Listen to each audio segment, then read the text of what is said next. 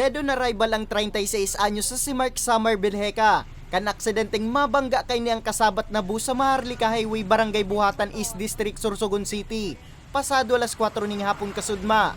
Sa impormasyon, lunad kan sa iyang pagsadiring motorsiklo. Gikan sa syudad ning Sorsogon si Belheca asin pasiring ko tang bulan Sorsogon. Alagan man tang pigbabaybay ni Belheca ang nasambit na tinampo, buminalyo man ang sarong minor de edad na lalaki. Sa paglikay na mabanggaan aki, aksidenteng naokupar ni Belheca ang ibong na linya, kung saan padangadang naman ang bus na nakabangga sa iya.